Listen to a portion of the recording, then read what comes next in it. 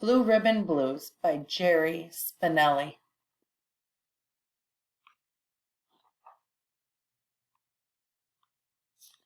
Chapter 1, 9/11. The policeman got into his car and drove off. Mrs. Pepperday waved from the porch. "Thank you, officer. Have a nice day." When the police car was out of sight, Mrs. Pepperday stopped smiling. She went into the house and stood at the foot of the stairway. "Tutor," she called. She waited a moment. In her hand was a paintbrush, tipped with blue paint. She waved the brush in the air. "Tutor," she shouted again, louder this time. Chucky came running. "Is Tutor in trouble again, Mom?" "One guess," said Mrs. Pepperday.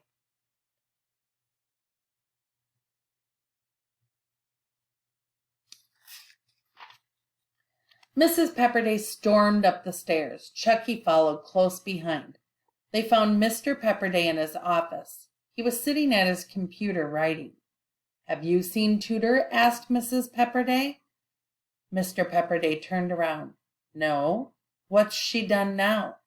"She called 911, that's what. A policeman was here." Just then a voice came from above. "You dumb chicken!" "She's in the attic," Chucky cried. Mrs. Pepperday and Chucky climbed the stairs to the attic. They were joined by Harvey, their rusty, shaggy dog. In the attic they found Tutor and Egbert. Egbert was 2 months old. Egbert had been hatched from an egg. Egbert was a chicken.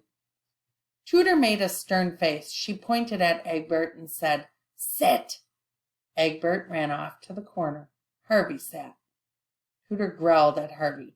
"Not you, dog." She threw her hands up. "See, Mom, this dumb chicken won't do anything I say." Mrs. Pepperday made a stern face of her own. "Is that why you called 911? "Of course," said Tutor, surprised that her mother would ask. 911 is for emergencies."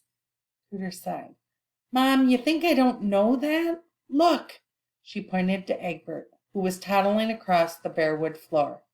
"That chicken is 2 months old and still won't obey its mother." He hid under the old bed and wouldn't come out. "That's not an emergency. What is?" Mrs. Pepperday held up a finger. "1, you are not that chicken's mother. You were simply there when it was hatched." She held up another finger. 2, a chicken is not a dog. You can't teach it tricks. And 3, hiding under a bed is not a police emergency. She poked a finger in Tutor's face. "Don't do it again." Tutor grabbed Chucky's finger. She put it in her mouth. Mrs. Pepperday warned, "Tutor, don't you dare bite." Tutor rolled her eyes. Harvey arfed. At last Tutor released the finger. "Wasn't going to bite it anyway," she said. Chucky and Harvey ran down the stairs. Mrs. Pepperday went down a step, then turned back to Tutor. "Would you like some advice from your mother?" Tutor nodded. "Don't holler at Egbert, and especially don't call him names. Mothers don't do things like that." "But you said I'm not his mother." Mrs. Pepperday smiled. "I didn't say you couldn't pretend."